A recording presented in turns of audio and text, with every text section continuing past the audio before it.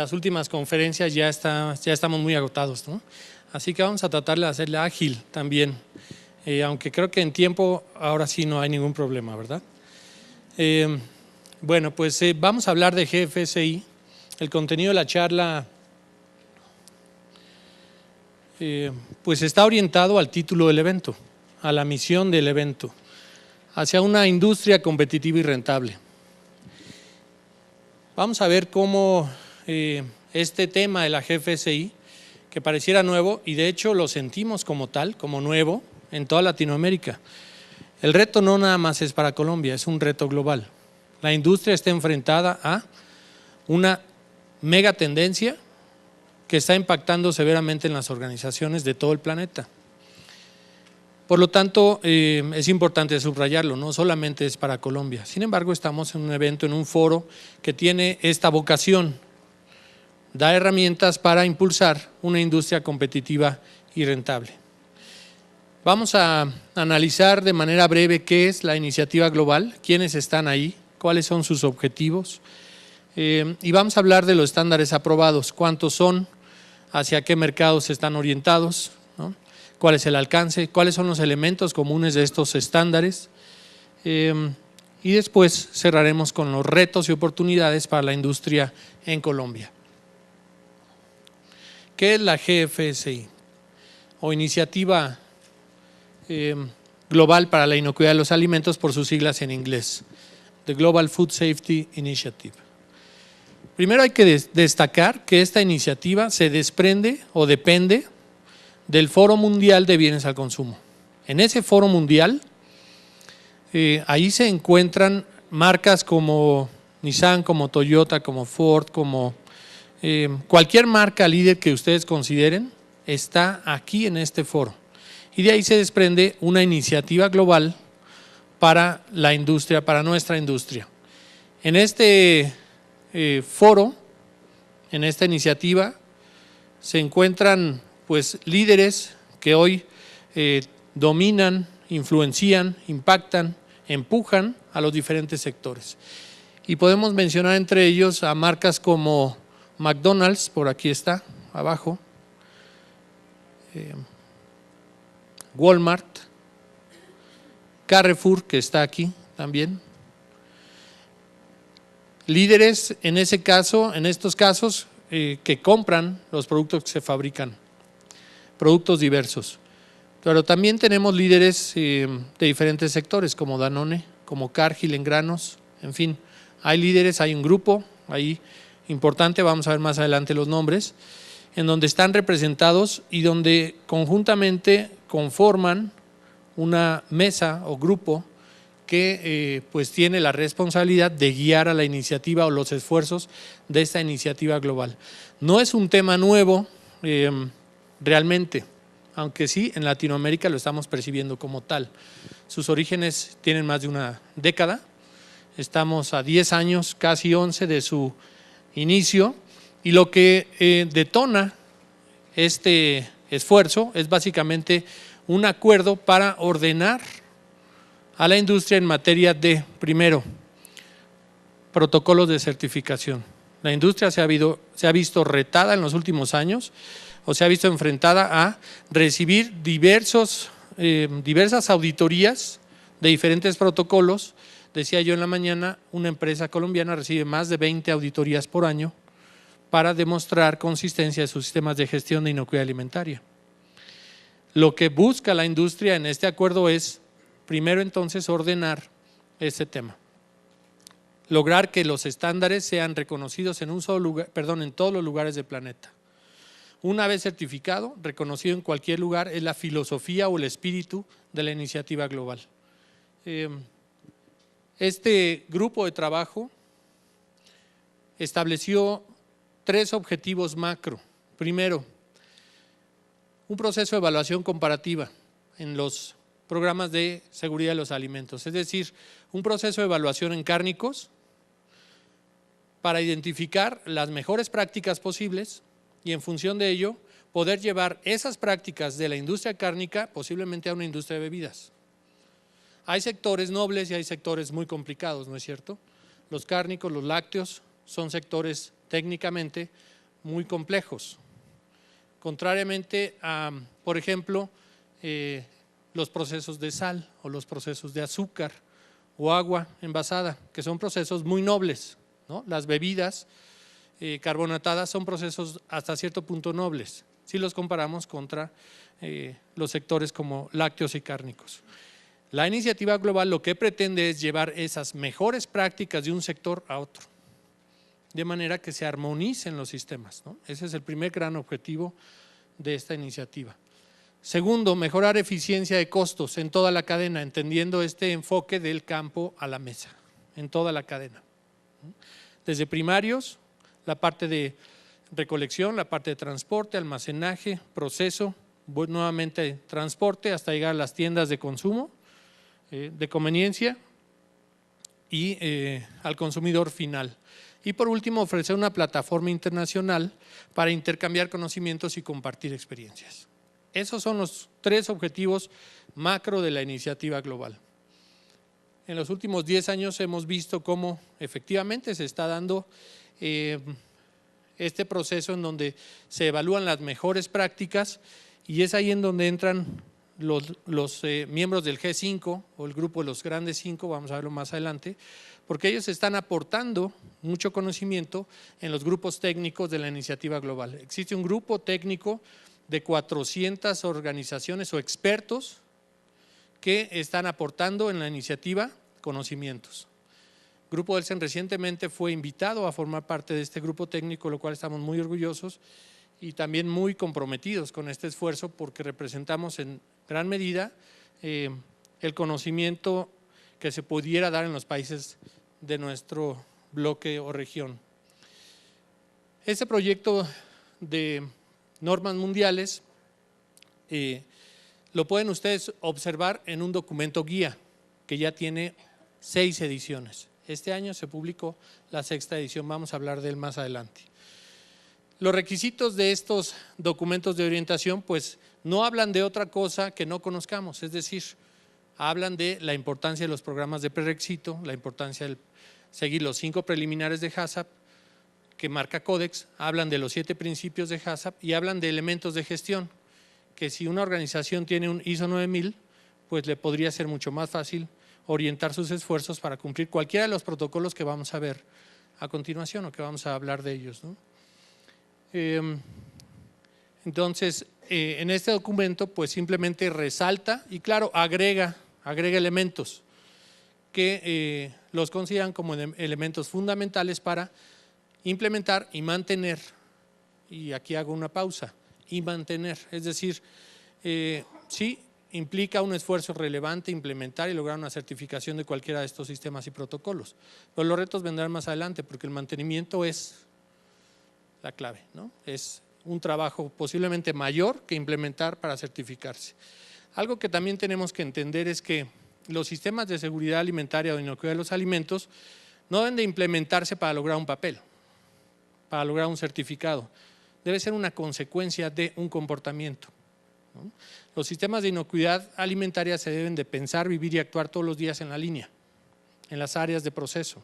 Y esto es un tema relevante que se marca en los documentos de la iniciativa global. Importante destacar que la GFSI no es una entidad de certificación. GFSI no certifica. No efectúa actividades de acreditación y de certificación, pero sí alienta el uso de auditorías para confirmar consistencia de sistemas y obviamente, en consecuencia, lograr una certificación de las entidades que son aprobadas por la GFSI. Una casa de certificación tiene que acreditarse una vez que, bueno, si quiere auditar a cualquiera de estos protocolos, tiene que demostrar su capacidad, registrarse, acreditarse, demostrar esa capacidad y entonces puede lograr una autorización para certificar los protocolos de la GFSI en cualquier región del mundo. Sin embargo, esto no quiere decir que si es aprobado para la región europea, está aprobado para América.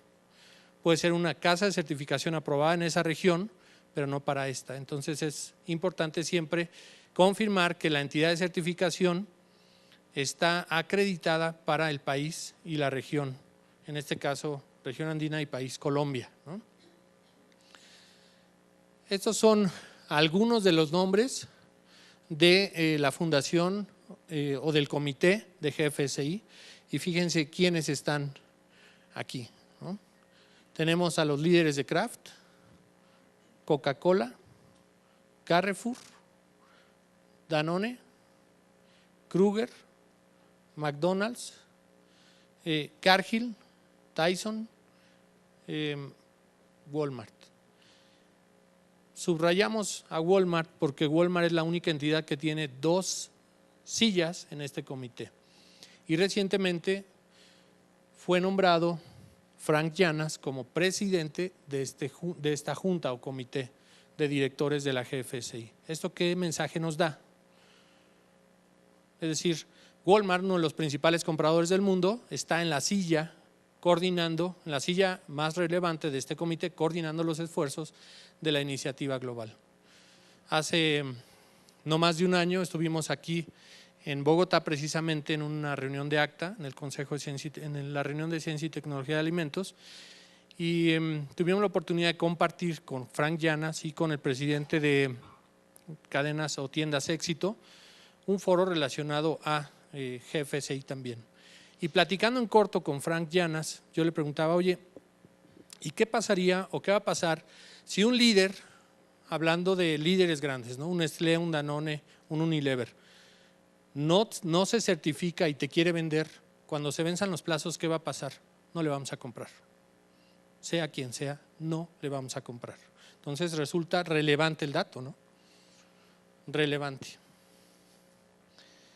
La GFSI tiene hoy representantes de todos los continentes, tiene más de 400 miembros técnicos, expertos en las diferentes regiones del planeta, y hoy estos son algunos de los estándares aprobados. El BRC es un protocolo inglés, The British Retail Consortium. Este protocolo es usado por miles de organizaciones en el planeta, un excelente protocolo, muy completo, que si lo comparamos contra otros nuevos, por ejemplo FSC, pues podríamos decir que tal vez más de 3,000 organizaciones hoy usan BRC contra posiblemente 500 de FSC 22,000, el que está arribita. Este tiene décadas de vigencia, este tiene 1 año de vigencia, ¿no?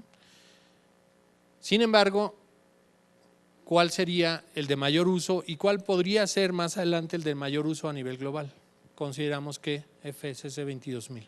¿Por qué? Porque se basa en la Organización Internacional de ISO.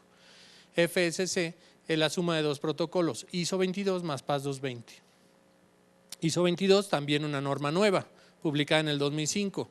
PAS 220 publicado en el 2008, con vigencia de actualización de cada 2 años. En este momento estamos esperando la actualización nuevamente de PAS 220.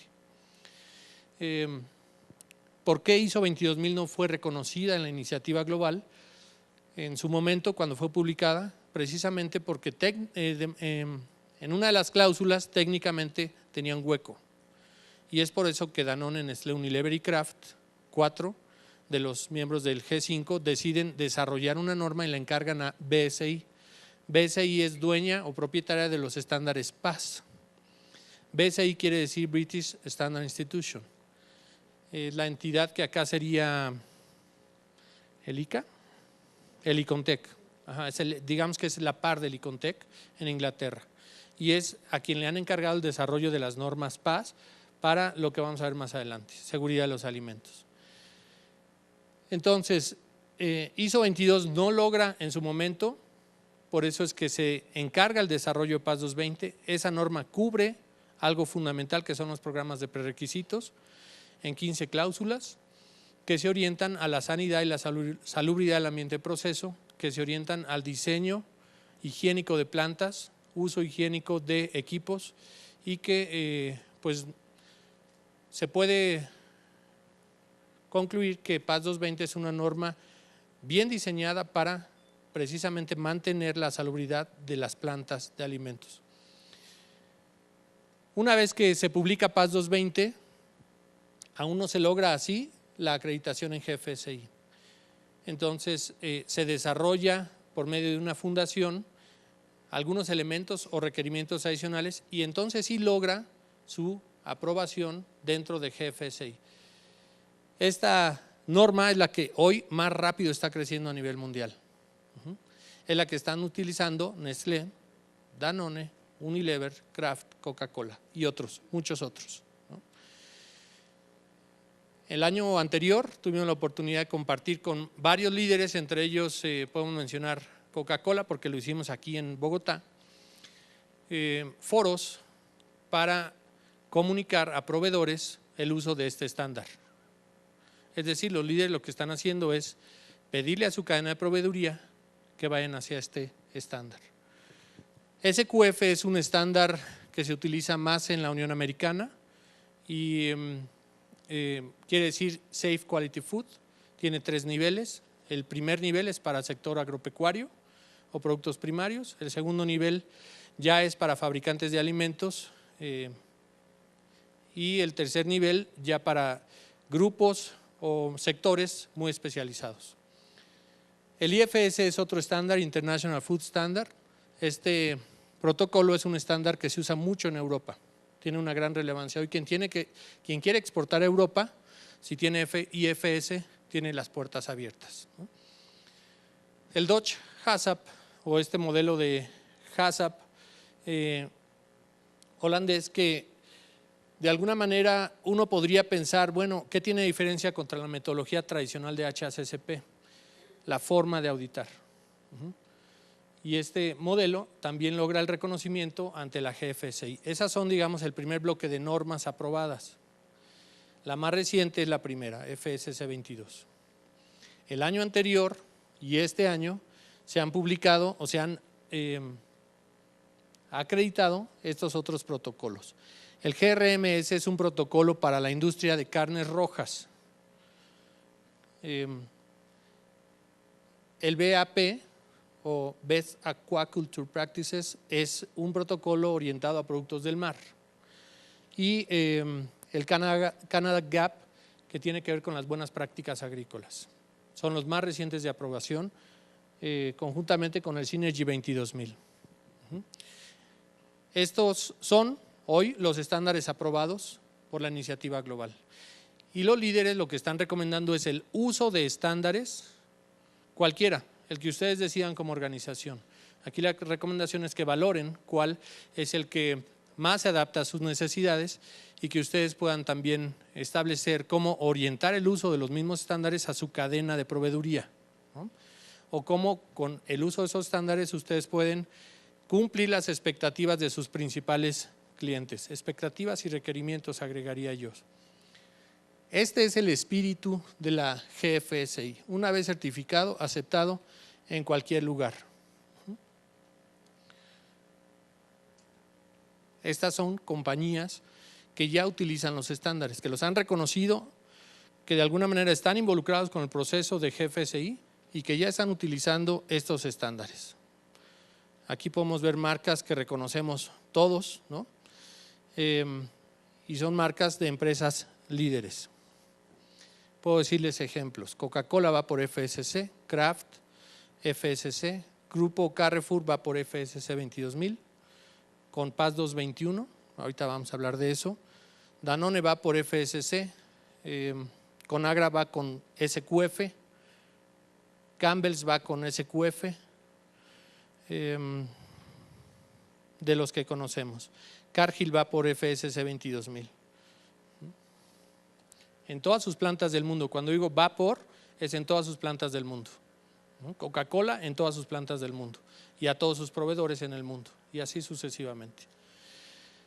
Walmart ha publicado y frecuentemente publica posiciones en relación a esto y está anunciando que requerirá que los proveedores de su marca, o sea sus maquilas, estas marcas, como dice Walmart, sí, marca propia, todos los productos que hacen con marca propia tienen que certificarse en alguno de los protocolos de la GFSI. Y dice, y de otros productos, es decir, de todos sus proveedores. ¿Qué le preocupa a Walmart? que sus marcas se vean, lo comentábamos en la mañana, enfrentadas a una condición de afectación en el nivel de confianza de sus consumidores, sea por sus propios productos o sea por productos que se venden en sus tiendas, que es un asunto relevante. Muy bien. Últimas noticias de la iniciativa global, esto es de este mes. La iniciativa ha publicado un documento que básicamente es una guía para impulsar programas de capacidad de desarrollo de mercados globales. Es decir, en términos prácticos, los líderes tienen la capacidad económica, técnica, de conocimiento y la experiencia para tomar estos estándares y adaptarlos a sus procesos, posiblemente con menos ayuda, mucho menos ayuda que un productor mediano o pequeño, ¿no? Esta guía, este programa, lo que busca es fortalecer a la cadena productiva, entendiéndose a todos aquellos productores de mediano y pequeño tamaño en cualquier parte del mundo. Hoy uno de los grandes retos de nuestra industria en Colombia, en Latinoamérica, en México, en Latinoamérica, es precisamente llevar a todos estos pequeños o medianos productores a cumplir con los retos de la iniciativa global. Y es este programa el que va a dar guía, va a orientar y va a asegurar de alguna manera que pues todos los productores vayan en el mismo sentido. Así que ahí hay una tarea para la industria en Colombia, ¿no? En cualquier lugar del mundo. Este proyecto del programa para fortalecer la capacidad de desarrollo de mercados globales se lanzó en el 2008 y lo que busca aquí es identificar la necesidad de asistencia técnica y apoyo a pequeñas empresas o menos desarrolladas en el desarrollo, implementación, certificación y mantenimiento de sus sistemas de gestión de inocuidad de los alimentos. Entonces es un documento relevante. Nosotros lo hemos traducido para GFSI, se encuentra en la página nuestra y se encuentra en la página de GFSI ya traducido al castellano. Muy buen documento, sirve de base y de consulta permanente para quien quiera ya involucrarse en la implementación de estos sistemas. Todos los proveedores de empaques primarios y de ingredientes deben lograr la auditoría de certificación en alguno de estos sistemas, de los cuales ya mencionamos. ¿Cuándo? Sería la pregunta. ¿Cuánto tiempo tiene la industria colombiana en ese sentido? Lo vamos a ver más adelante. No tiene mucho, ¿no? Hay compromisos establecidos para 2012. Así que hay que correr, ¿no? Hay que avanzar rápido. La sexta edición del documento guía de GFSI también está publicada en castellano en el sitio de Delsian y en el sitio de la GFSI, y es una guía que especifica requerimientos y requisitos para poner en marcha un plan de inocuidad de los alimentos. Y uno podría decir, bueno, ¿de qué estamos hablando? Si ustedes se basan en el decreto 3075 de Colombia, estarían con una buena parte avanzada, pero claro, bien apegados al protocolo o al decreto, que es un buen decreto, el decreto colombiano, muy buen documento. Sin embargo, en el día a día observamos áreas de oportunidad porque si el decreto dice que debe cumplirse determinado criterio, cuando vamos a piso, a línea, a las áreas, no se cumple. Ahí están los básicos. Recuerden que toda norma dice o establece que debes de asegurar el cumplimiento normativo de tu país, ¿no? Todos los protocolos que están aquí aprobados hablan de lo mismo. Debes de identificar estos requerimientos de norma y aquí además del decreto 3075 tienen los decretos, por ejemplo, para potabilidad del agua, los decretos para microbiología, los decretos para control de plagas, etcétera, me puedo seguir. Cumpliendo esos decretos tenemos una buena parte de esto que hay que desarrollar. Sin embargo, los protocolos, claro, aprobados por la iniciativa global, que agregan criterios, elementos y conceptos, pues van más allá de una normativa nacional, ¿no? Muy bien. Entonces, este documento también se convierte en tarea. Nosotros recomendamos que lo impriman y lo distribuyan en su organización, porque ahí tienen ustedes requisitos para poner en marcha el plan de inocuidad. Y si uno habla de requisitos para eso, ¿hacia dónde nos lleva? Requisitos para poner en marcha un plan de inocuidad alimentaria. ¿Cuáles son los básicos de cualquier sistema? A ver, descríbanme, ayúdenme a describirlo. ¿Cuáles serían los programas de prerequisitos básicos? Antes de limpieza y desinfección, si los tratáramos de ordenar en prioridad, de lo básico a lo complejo, ¿no? Buenos hábitos o buenas prácticas de higiene del personal. Ese sería el básico de básicos, ¿no? Después, limpieza y saneamiento. Plan maestro de limpieza o como le querramos llamar, limpieza. Después, control de plagas. Después, diseño higiénico sería conceptual, ¿no? Te estableces criterios de diseño higiénico y ya los bajas en tu programa de mantenimiento, ¿no? En base a criterios definidos para materiales, acabados, etcétera, acabados higiénicos, ¿no? Llevamos 5, ¿cuál sería el siguiente? ¿Cuál? No, antes, mucho antes que HACCP. Agua, bien. Manejo de desechos, que podría estar vinculado al programa de limpieza, ¿no? ¿Ok? ¿Qué otro? ¿Qué preguntó Nando, verdad? Antes de trazabilidad. Por ahí dijeron microbiología. Muestreo microbiológico, claro. ¿Qué otros? Metrología y calibración. Recibo de materiales. Recibo y despacho de materiales y producto terminado. Ya lo dijeron, microbiología, ¿no? Capacitación, muy bien. ¿Qué otro? Parece examen de secundaria, ¿no? ¿Qué otro? Evaluación y desarrollo de proveedores, muy bien. Crítico. Ya mantenimiento. Trazabilidad y retiro. O podríamos decir trazabilidad 1, retiro otro, ¿no? Ajá. O rastreo, retiro y trazabilidad. Los podríamos dividir en 3. Rastreo todo lo que está en el mercado y que tengo que de alguna manera tener claridad para recuperar.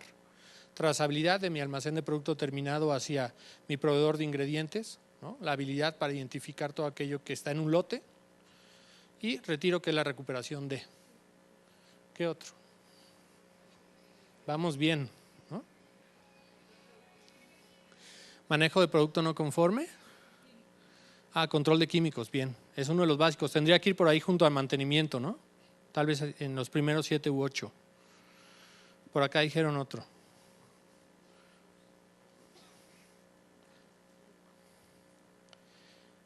Control de material extraño, muy bien. Vidrio y plástico rígido, también. Control de alérgenos, también.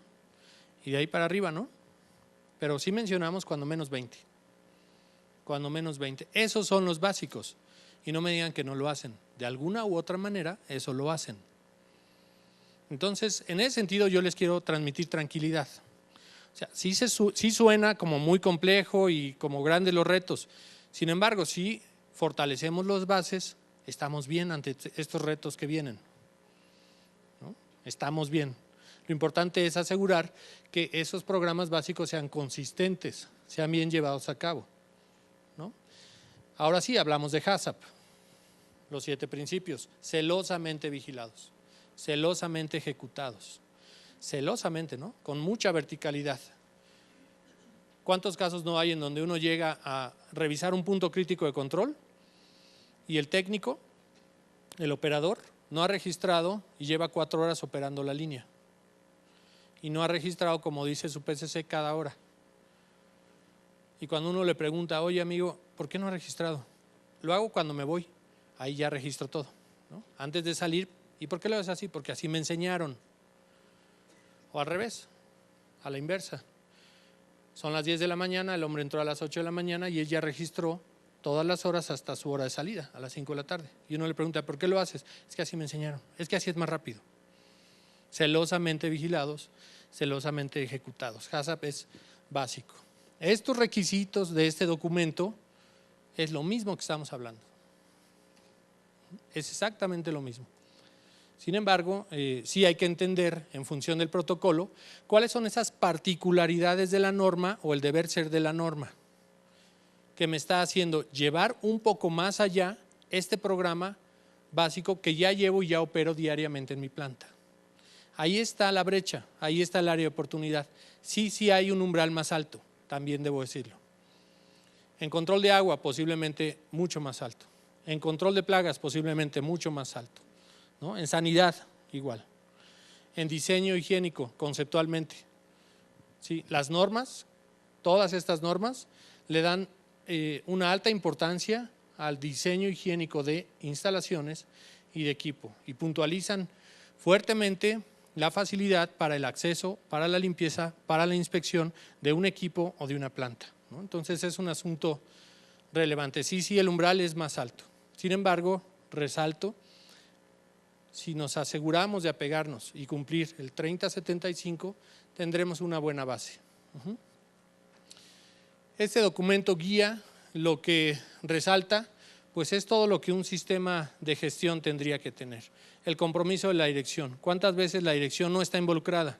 Y el equipo de inocuidad alimentaria le pide recursos para capacitar, recursos para mejorar el equipo, recursos para ejercer adecuadamente el concepto de inocuidad, y la dirección de la planta no está comprometida. Este documento resalta ese tema, ¿no? Que la dirección demuestre su compromiso con la inocuidad, no nada más a través de una política de inocuidad, sino que lo demuestre en función de participar activamente en su sistema de gestión y mantenimiento de su sistema de gestión. Análisis de riesgos del ambiente asociado y del ambiente de producción. No es HACCP. Ojo, estos documentos le dan importancia a la evaluación de riesgos que están asociados al ambiente. Si estoy yo como planta ubicado en un sector agrícola, ¿qué tengo como vecino? Si esta área se inunda, si como en alguna ocasión me sucedió en una planta en Costa Rica, que estaba abajo de un volcán, y yo les preguntaba cuando empezó a echar humito, ¿no? Oye, ¿qué hacen si aquí pasa algo, una erupción? Bueno, pues más o menos tapamos, no, más o menos no. Tienes que tener procedimientos formales para prevenir los riesgos del ambiente asociado. A eso se refiere, ¿no? Me tocó en el sur de México en alguna ocasión también una inundación severa en una ciudad y se metieron lagartos, cocodrilos a la planta, ¿no? ¿Qué haces en esas situaciones? A eso se refiere el análisis de riesgo del ambiente asociado, ¿no? ¿Qué riesgos tienes en materia de defensa de alimentos aquí, en el ambiente asociado? ¿En dónde está tu planta? Nos ha tocado casos en donde tenemos dudas de cuáles serían las mejores medidas a implementar para prevenir la intromisión de alguien que podría considerarse como agresor a la compañía. Y entrevistándonos con gente de las áreas de seguridad pública de los municipios, hemos confirmado que tenemos que elevar 2 metros más la barda, meter más luz, meter más video. ¿Por qué? Porque ahí es un lugar de tránsito de los Zetas, ¿no? Que está a 500 metros del sitio de producción. Ese tipo de cosas tiene que ver con ese punto. Por eso digo, no es HACCP. Aquí todavía no hablamos de HACCP. Son esos otros riesgos que podrían estar en la parte externa o también en la parte interna de la planta, pero no en el proceso, sino en el ambiente de proceso.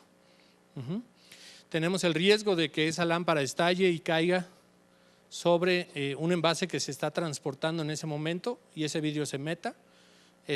A esos riesgos se refiere. Que también lo confirmamos después, ahí sí, en HACCP. Resalta la importancia de establecer programas de prerequisitos acorde a su proceso. Uno podría decir, bueno, esa planta que tiene 33 programas, ¿cómo es que llegó ahí? Puede ser que tu planta con 15 programas estés bien, ¿no? Sea suficiente para, ¿en función de qué? Del comportamiento de tus materiales, del comportamiento de tu proceso, de los peligros asociados con tu proceso y tus materiales, ¿no?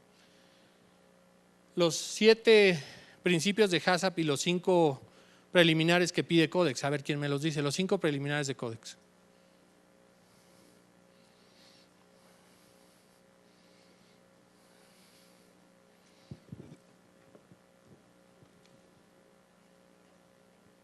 No, ese es el primero de HACCP, análisis de peligros. Los 5 preliminares de Codex para HACCP. Bien, es uno de los 5. ¿El primero cuál es? Formar un equipo, exactamente. Bien. Acá decían que, perdón, BPM. No, esos son los programas de prerequisitos, por eso se le llaman así, previamente tienen que estar implementados antes de ir a HACCP. Sí, formar el equipo. Bueno, dentro del equipo defines tu líder, ¿ok? ¿Qué más? Son 5. Antes de los diagramas, definir el perfil de producto, descripción de producto, muy bien. Uso pretendido de tu producto, ¿no? Descripción y uso pretendido. ¿Qué más? Ahora sí, diagramas de flujo. Después, confirmación en sitio de diagramas de flujo, validación de diagramas, ¿no? Etapa por etapa en la línea, confirmando las etapas. Y el último, ¿perdón? Son los diagramas. Entraría dentro de los diagramas. Pero el diagrama de flujo está más enfocado a la línea, ¿no? A la línea. No, como layouts no son 5, no son parte de los preliminares. ¿Qué hacen con la información relativa al análisis de peligros? ¿Qué información tenemos que recopilar para detonar mi análisis de peligros? Información científica, información del sector, etcétera, etcétera, ¿no? Y ahora sí hablamos de los 7 principios. Son cosas pues muy relevantes que en el día a día se nos pasan. Y sirve este ejercicio de pregunta-respuesta porque de repente nos damos cuenta, ¿no? Híjole, eso lo manejo desde hace 10 años. ¿Cuáles son? ¿Cuál es el principio 1? Y decimos en México, tienes que tenerlo en la punta de la lengua. Es como el recital del Día de las Madres, ¿no? Del niño chiquito que le declara todo su amor en una poesía a la madre. Es algo que te tienes que saber, en el día a día en la planta lo tienes que expresar y vivir. Planificación de la verificación de las medidas de control. ¿Cuántas medidas de control han identificado dentro de sus programas de prerequisitos? ¿Cuántas medidas de control dentro de su plan HACCP? ¿Cada cuándo verificamos los PCCs? ¿Cada cuándo verificamos un punto de control? No un punto crítico de control. Sí entendemos esa diferencia, ¿no? Un punto de control que es más una medida de control, pero no es la última etapa que controla un peligro. Para el lenguaje de estas normas, los prerequisitos operacionales. En lenguaje de ISO 22000 así lo dice, prerequisitos operacionales, que confunde un poco, pero no es otra cosa que las medidas que coadyuvan en la inocuidad de los alimentos. Food defense, prevención de actos dolosos contra la marca, contra la gente, contra los productos y contra el sitio de producción. Estos protocolos sí recomiendan, ahí es un tema particular y es un umbral interesante, alto, en relación a cómo prevengo que un agresor me contamine, y eso ocurre todos los días, dolosamente. Hay gente que lamentablemente está en la línea o está en el almacén y escupe, perdón por las expresiones, orina. Sucede y lo he visto en todo el continente, ¿no? Muchas plantas que conocemos, pasa eso, porque la gente está dolida con la compañía. Entonces, estos protocolos agregan un capítulo muy interesante, muy robusto en materia de cómo identificas esos riesgos y después cómo estableces medidas de control, que no es HACCP, porque aquí la metodología es ponte en los zapatos del agresor y piensa como agresor, y en función de ello establece controles, ¿no? Utilizando una herramienta muy sencilla. ¿Qué pasaría si yo aquí quiero contaminar? ¿Se puede? ¿Está abierto el saco? ¿Está abierto el tanque? ¿Está abierta la tolva? ¿La banda de transportación? ¿Podría yo agregarle algo?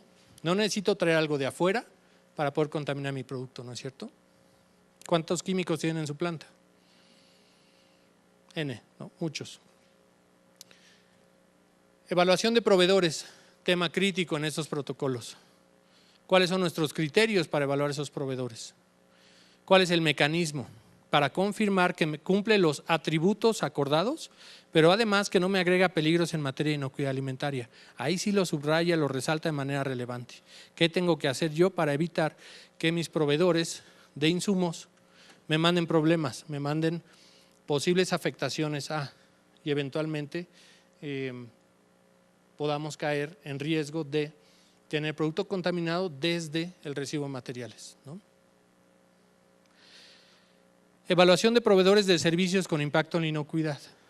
Este sí es, digamos, otro elemento adicional que ahora se subraya y se resalta en todos estos protocolos, o en la mayoría de ellos.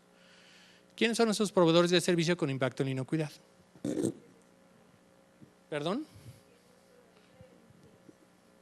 ¿Y por qué tienen impacto en la inocuidad?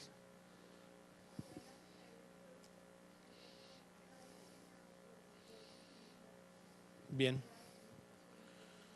Bien, sí es un proveedor con impacto en inocuidad. ¿Quién más? Por allá dijeron transporte, ¿sí? ¿Puedo yo entregarte mal? ¿Puedo tener un vehículo que utilice para tu producto y para transportar además químicos, por ejemplo? ¿No? Pude haber tenido un derrame en el transcurso, en el trayecto y no te lo reporté. Y esa grasa derramada la viste después en una queja, ¿no? Sí, transporte sí entra en esta categoría. ¿Qué otro? ¿Dijeron microbiología por acá?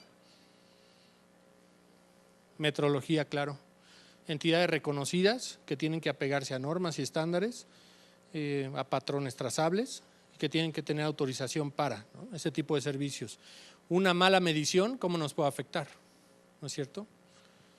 Un pasteurizador, por ejemplo, que no esté bien calibrado y que no nos demos cuenta hasta que haya quejas. Pues, ¿se puede dar? Sí, sí se puede dar.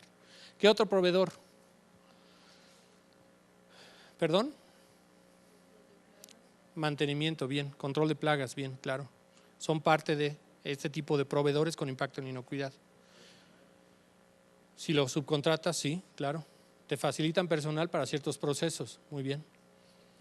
Ahí sí tienes que trabajar en investigar qué te dice tu protocolo y después cómo implemento medidas que llevar más allá estos mecanismos de seguridad, ¿no? Y resulta que los subcontratas y tienen alta rotación. ¿Hasta dónde te tienes que asegurar para que efectivamente no, primero, se apegue a tu sistema de seguridad alimentaria y segundo, no te genere riesgos por falta de conocimiento o por actitud dolosa, ¿no? Evaluación de proveedores de servicios resulta un tema importante y nosotros hemos visto en los últimos 3 años cómo estos temas, especialmente toman mayor importancia cada vez. Auditorías internas y mejora continua, como cualquier elemento o cualquier sistema de gestión de la calidad y de la inocuidad de los alimentos, y la capacidad para trazabilidad, retiro y respuesta ante emergencias. Voy a dividir ese texto. Ya mencioné trazabilidad y retiro, respuesta ante emergencias. Si ustedes están enfrentándose como Parmalat el año pasado, a un caso así, ¿qué harían? ¿Quién hablaría ante la prensa? ¿Qué comunicados generarían? ¿Qué tendrían que hacer al interior de la planta para confirmar las fallas? ¿Quién tendría que ir a hablar con la entidad de gobierno? Todos esos temas son relevantes, ¿no? Nos ha pasado que de repente ante un evento así llega un reportero y ¿qué buscan los medios de comunicación? La nota amarilla, ¿no? Que llegan a la caseta de vigilancia cuando la gente está saliendo y hacen preguntas fuertes. Y la gente no sabe que el único que tiene que contestar es el vocero de la compañía. Y entonces salen respuestas absurdas, que la gente toma, los reporteros lo toman y esa es la nota que sale en los medios, ¿no? Nos tocó en una falla de químicos, de lubricantes, por ahí se vio una queja, por ahí le llamaron a un medio y el reportero fue a tocar la puerta de la empresa. No lo atendieron, no hubo quien, no quisieron recibirlo, mal hecho, y se esperó a la hora de la salida. Y cuando salió, a varios les preguntó, oye, ¿tú estás consciente o sabes de alguna falla que se da en relación a lubricantes? Y él contestó algo así como, pues ha de haber sido el bote que se cayó el otro día en tal lugar, etcétera, ¿no? Y eso fue lo que salió en el programa de televisión. Empresa tal con fallas tiene lubricantes, mire lo que dijo su operador, ¿no? Son temas que resultan relevantes. Capacidad de respuesta ante crisis. ¿Quién tendría que estar en un equipo de manejo de crisis? ¿Qué capacitación requeriría para cada posición en ese equipo de manejo de crisis? ¿Quién va a ver la trazabilidad? ¿Quién va a ver producción? ¿Quién va a ver los servicios involucrados en ese lote de producción? Si entró plagas, si entró un operador de mantenimiento subcontratado, ¿no? Toda esa información, ¿quién la va a llevar a la mesa del equipo de manejo de crisis? ¿Cómo se tiene que analizar esa información? Hay una metodología muy robusta en relación al tema. Y los protocolos piden eso, piden capacidad de respuesta ante posibles crisis. Estos son dos ejemplos de proveedores de servicios con impacto en inocuidad. Transporte de materiales, ¿no?, que lo comentaron ustedes, en donde tenemos que desarrollar requerimientos. Si me vas a transportar mis materiales, ¿qué le voy a pedir? La unidad limpia, sanitizada, posiblemente fumigada. Posiblemente tengamos que describir en procesos, en protocolos o en procedimientos o alguna norma interna estos lineamientos y estos requerimientos, y alguien tendrá que estar verificando. Seguramente mucho de eso ya hacen ustedes, habría que revisar si es suficiente ante estas normas, ¿no? Y después, cómo esto que le pedimos en un procedimiento se alinea con nuestro sistema documental y con la evidencia para verificar que se cumple con esos requerimientos. Otro proveedor, los contratistas. ¿Cuántas veces no entra gente a hacer una modificación en su planta? Todo el tiempo. Todo el tiempo hay servicios de mantenimiento, ¿cierto? Todo el tiempo hay algo que hacer ahí en la planta y muchas veces es con terceros. ¿Qué les voy a pedir? Que cumplan mis buenas prácticas de manufactura, seguro, ¿no? Que controlen los químicos, que rotulen los químicos, que los usen de acuerdo a la etiqueta, que si van a entrar a áreas de proceso cumplan ciertos requerimientos y así sucesivamente. ¿Qué les voy a pedir? Tiene que estar documentado y comunicado, eso te piden estos protocolos. Comunica esos nuevos requerimientos y asegúrate de que los cumplen. Asegúrate por medio de actividades de verificación acá, ¿no? Estas normas y estándares podríamos decir norma por norma. Si vemos que acá tenemos en la parte izquierda representada la cadena de la industria, desde alimento para animales, productos primarios, ingredientes, productos de consumo, ventas y servicios de alimentos, ventas al por menor y servicios de alimentos. SQF 1000 cubre la parte del sector agropecuario. SQF 2000, su segundo nivel, ya cubre ingredientes y productos de consumo. BRC e IFS cubre solamente ingredientes y productos de consumo, los procesos de alimentos. No cubre la parte agrícola, la parte de productos para animales y tampoco cubre la parte de venta al por menor. El HACCP nos cubre también el proceso de alimentos, se aplica principalmente en fábricas procesadoras de alimentos, ¿no es cierto? Aunque hoy ya también lo empiezan a utilizar hospitales y restaurantes y hoteles, porque es una buena herramienta. ISO 22000 cubre toda la cadena, eso es algo relevante, del campo a la mesa.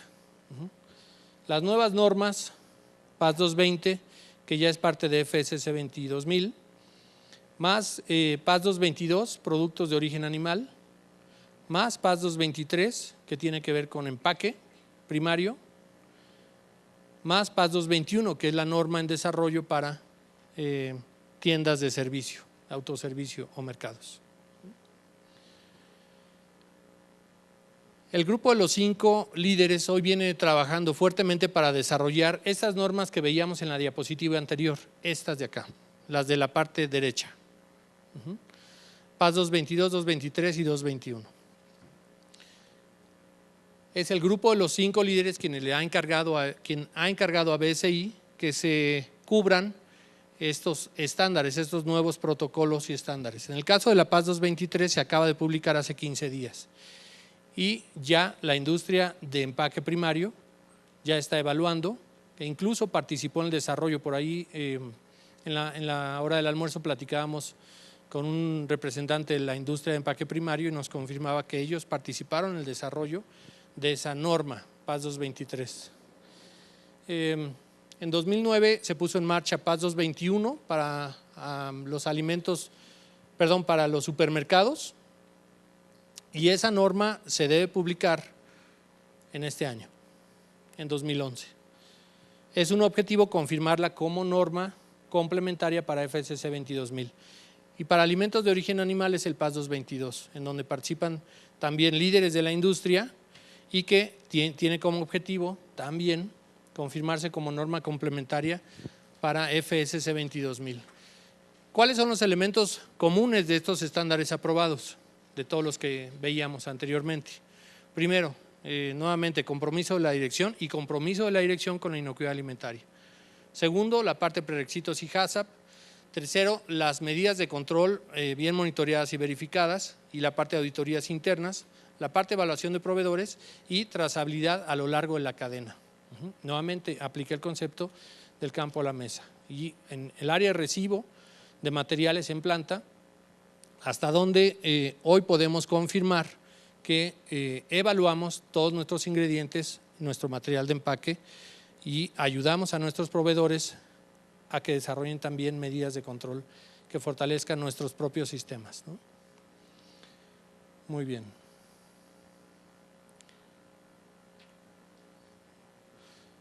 Bueno, ¿cómo andamos de tiempo, más o menos?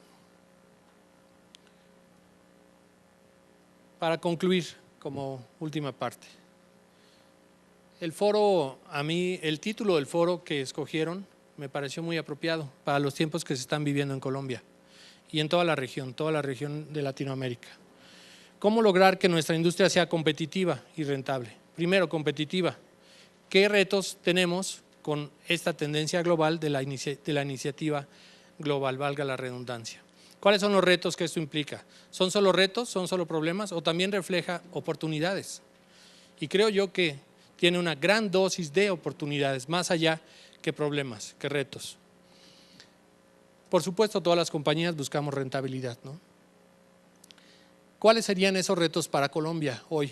Primero, pues comprensión de esos retos. Segundo, tiempo. Tercero, conocimiento de los estándares aprobados. Y cuarto, sinergias al interior del país. Déjenme explicarme. Tiempo, no lo tenemos. ¿Por qué no lo tenemos? Porque hoy los grandes líderes están empujando que los proveedores hayan implementado y logrado su certificación en diciembre de 2012. Yo no sé, no percibimos en el escenario, no vemos en el radar un posicionamiento sobre ampliación de los plazos. Lo hemos preguntado directamente a líderes y a la GFSI, y ellos hablan de que los compromisos se tienen que cumplir en esa fecha, diciembre de 2012. Por lo tanto, pues tenemos poco tiempo para reaccionar, ¿no? Claro, le va a impactar más posiblemente a quien no exporta, o va a impactar más a nivel local si, lo vamos a ver más adelante, Tiendas Éxito decide exigir certificación en estos estándares. Y vamos a ver más adelante, no sé si todavía estén por aquí los representantes de Éxito. ¿Ya no? Ah, acá están, cierto. Cómo se han venido preparando para hacerlo y cómo participan en los foros de GFSI, ¿no?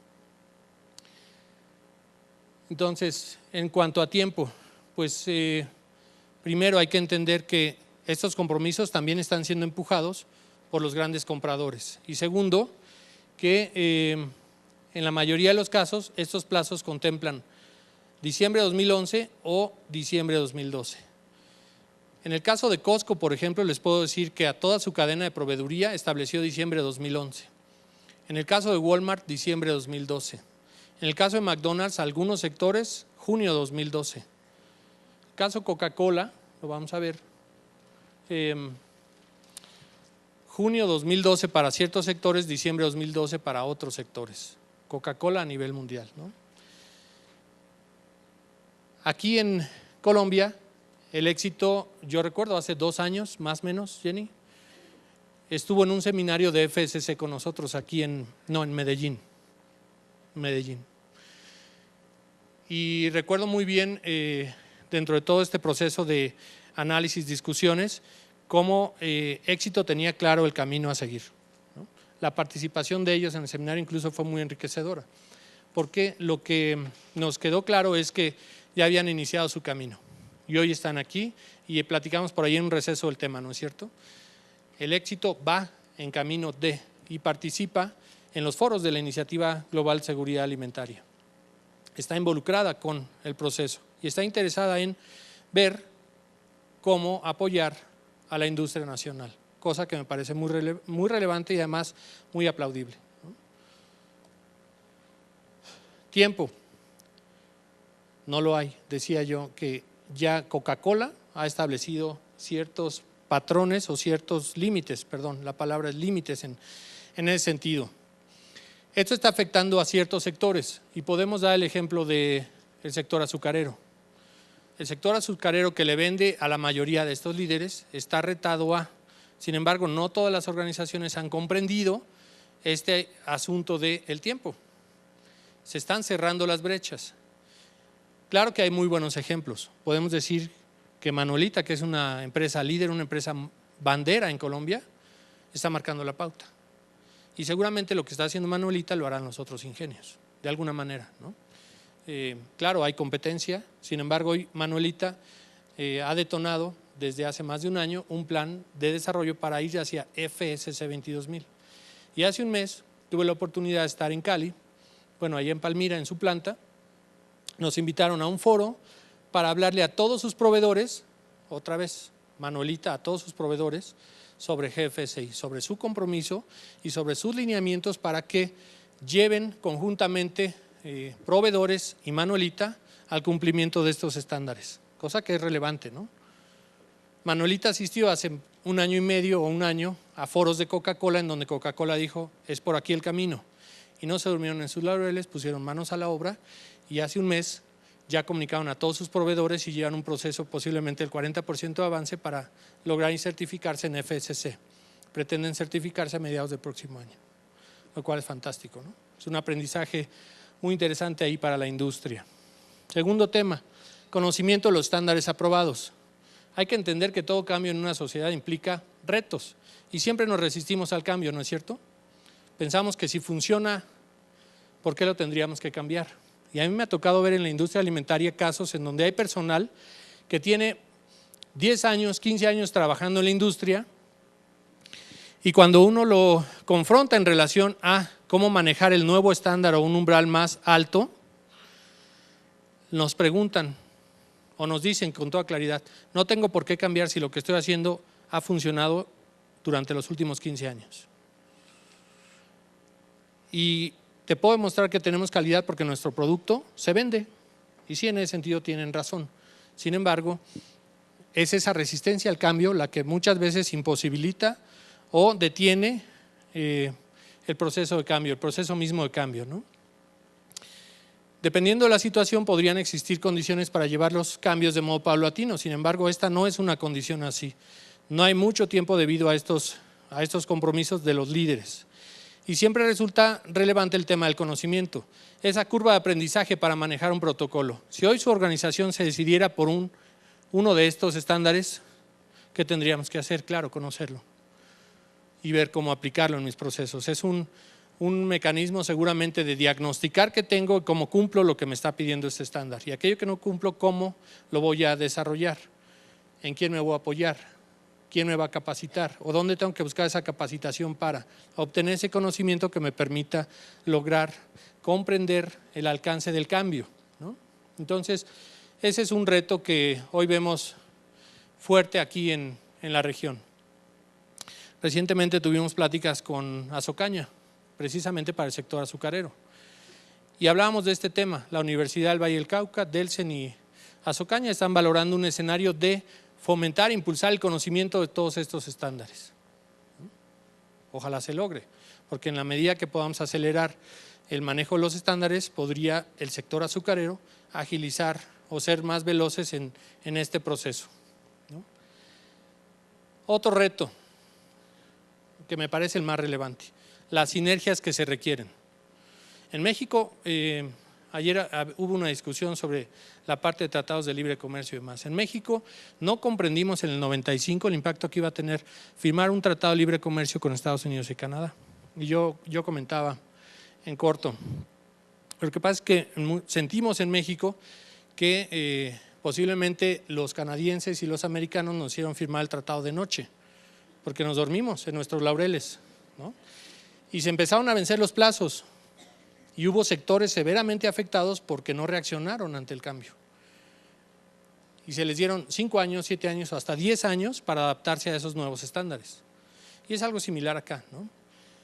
Es importante entonces hacer esfuerzos, sinergias entre consumidores, principales compradores, gobierno, las cámaras sectoriales, las asociaciones de profesionales y entidades de ayuda y soporte técnico que pueden, como nosotros, apoyar en el proceso. Adicionalmente, hay entidades que certifican estos protocolos o normas.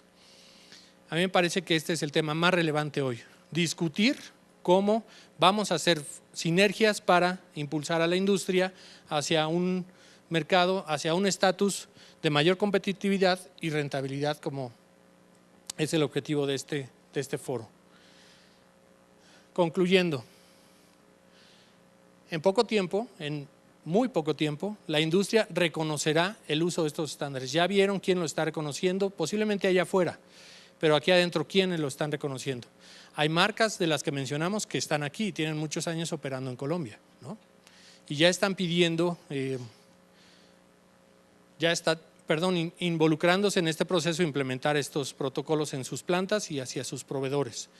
Entonces, este es un asunto relevante, ¿no?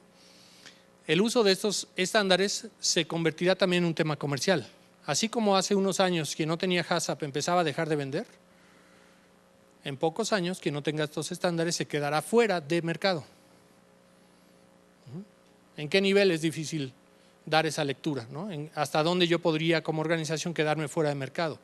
Pero sí está claro que hoy posiciones como la de Walmart, que yo les decía que en la plática con Frank Llanas, nos le preguntaba, si un líder de líderes, ¿no? Si un Nestlé no tiene una planta no certificada en un país y te quiere vender, después de vencido el plazo, ¿qué va a hacer? Y su posición fue muy clara, no le vamos a comprar. Eso va a suceder, ¿no?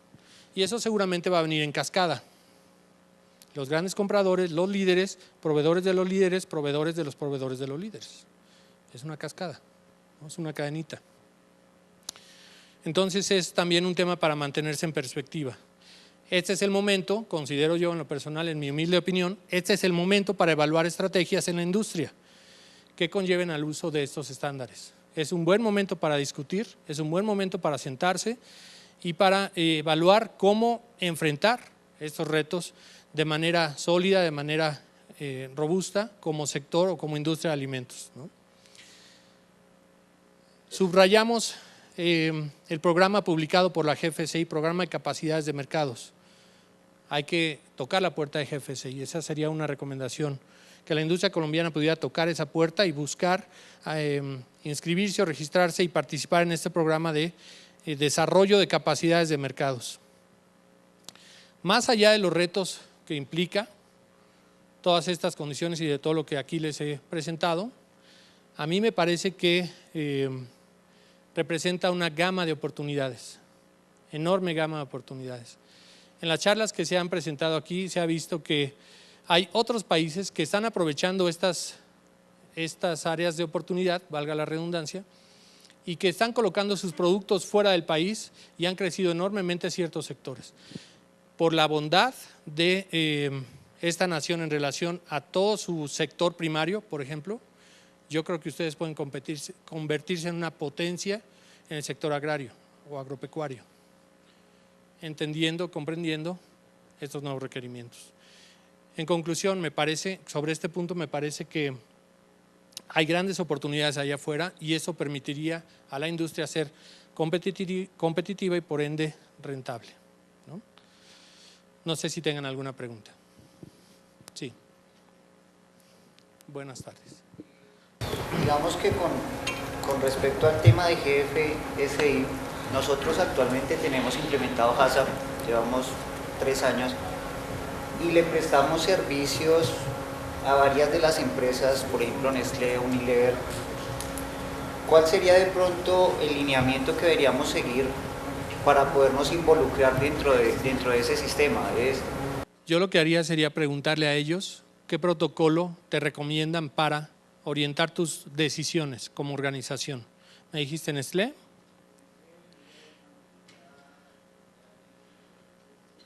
Ok, primero déjame hablar de los 3 procesadores de alimentos, Nestlé, Unilever y Manuelita. Los 3 van por FSC, eso te debe decir algo. Y dijiste además Éxito y Carrefour. Carrefour va por ISO 22000. Éxito ha asistido, en nuestro caso o con nosotros, a seminarios para ISO 22, PAS 220 y FSC 22000. La recomendación sería pregunta, siéntate con ellos para determinar cuál sería su recomendación, ¿no? Bien. ¿Alguna otra pregunta?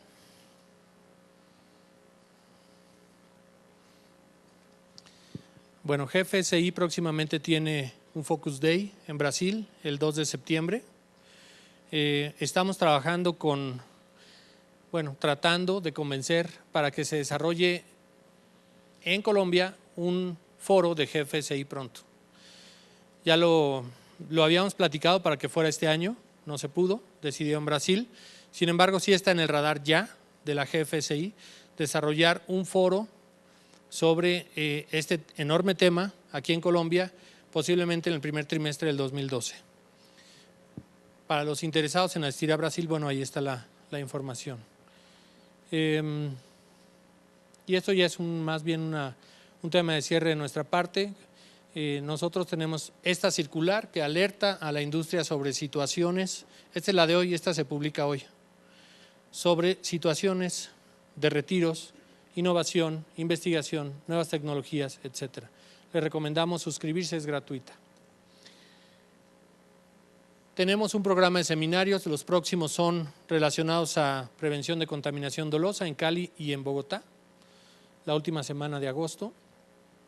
Y bueno, por nuestra parte agradecerles el tiempo, la paciencia y la invitación de Axioma para participar con ustedes en este foro. Muchísimas gracias.